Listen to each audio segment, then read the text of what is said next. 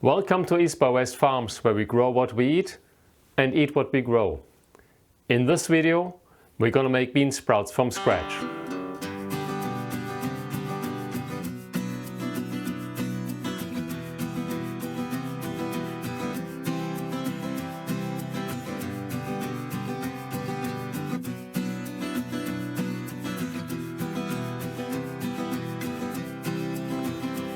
A few days ago we posted a short that showed bean sprouts that we made from scratch.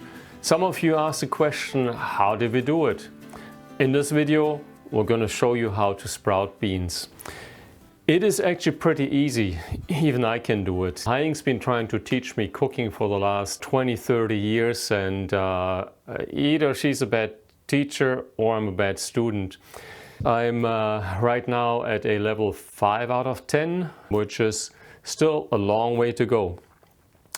Sprouting beans is easy. I've never done that, so I'm giving it a try here. Haiing gave me instructions. You can pretty much sprout anything. We have some butternut squash seeds here that we collected. We've got some spaghetti squash that are collected.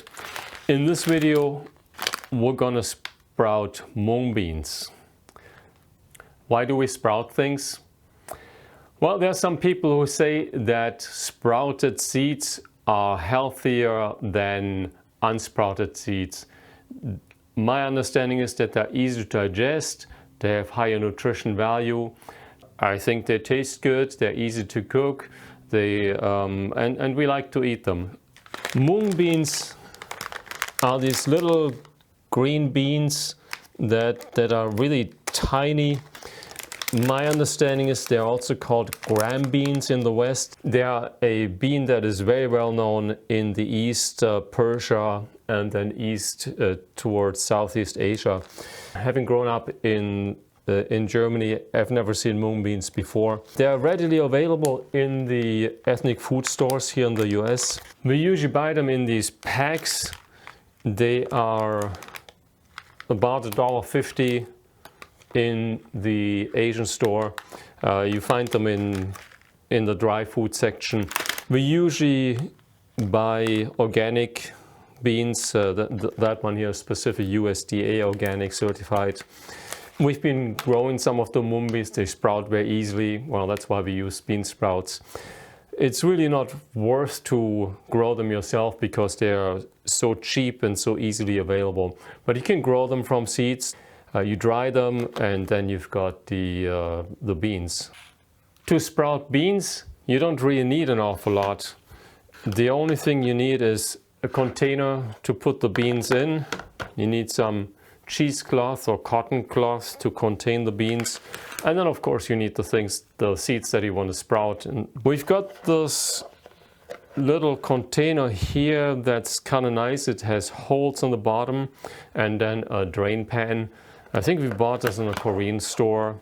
The process is really straightforward and simple. You take the container, put a cheesecloth on top, and then take the beans,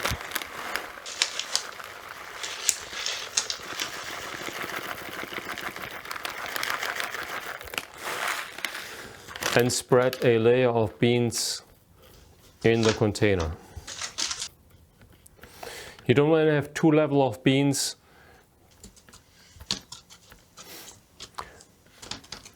I have the beans packed in one layer.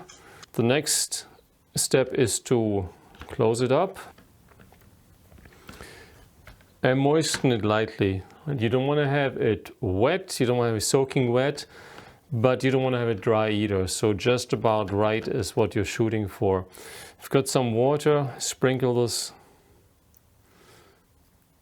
on the cheesecloth. So the cheesecloth is damp but not wet. And I have this drip pan so I can collect the extra water that's going out, and I'll just put that on here. Next, I put the whole thing in a plastic bag so it keeps the moisture inside and keeps rodents and other critters out.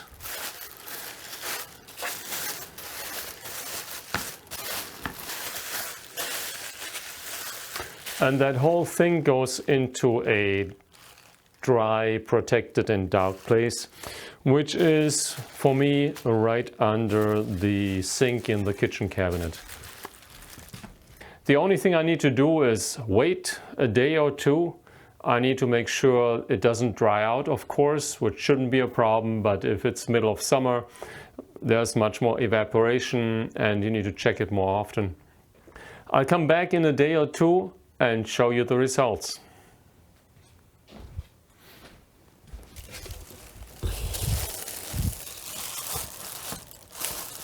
It's been a week since Chris make the bean sprout, and I'm back from my travel. I watched Chris's video, and it seems he skipped a few steps that I consider to be critical. So I'm a little bit nervous whether how this turn out. He's supposed to soak the mung beans for 2 hours and then drain it and then let the sprout. The second thing is that I always put some weight on top. If you put weight on top, it's actually the stress, it makes the bean sprout stronger, and so it's you get a thicker bean sprout. And the third thing is he's supposedly to check the moisture like every 1 or 2 days and make sure that it doesn't dry up. He didn't do that. The good thing is he put this in a plastic bag, so that helped. I can see that the cheesecloth actually kind of pushing up, so that's a good sign. So let's see what we got here. Let's see. Oh, that's actually not bad at all. That's the effect of not putting weight, so this are longer, but it's skinnier than what I usually get. I usually get about maybe this much, and but thick ones. So this doesn't look bad at all, so let me take it out and see what we got. That's actually pretty good. All of them sprouted, and all I need is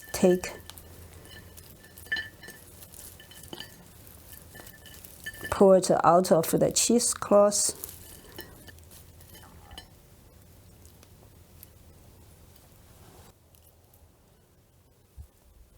Not bad for first time trying it. As an award for Chris's first success in making the bean sprout, I will cook a stir-fried egg bean sprout dish.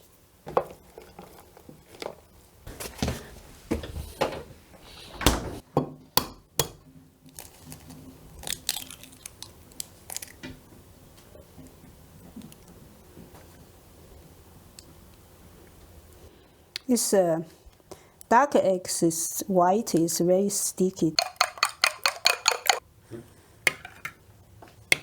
Could you open this one?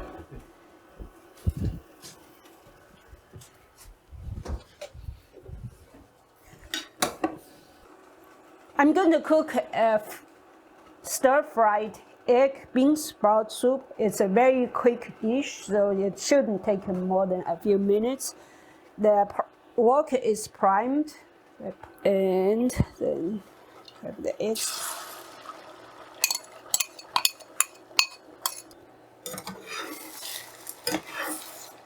So what I'm doing is basically move the gelled eggs away so that the liquid can touch the wok surface.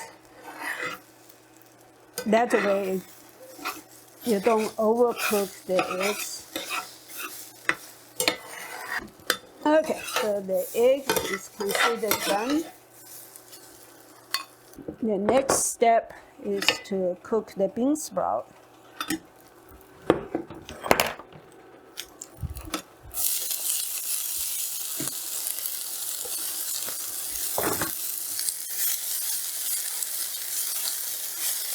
You basically cook it until it's soft, and it shouldn't take much long. put a little bit salt in there. Just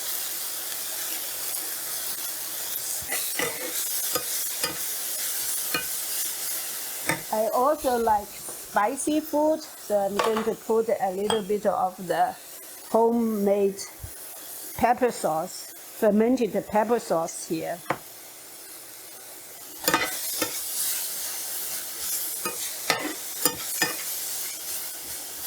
So the last step is to add the eggs, mix them really well, and make sure the eggs are cooked well, and it's done.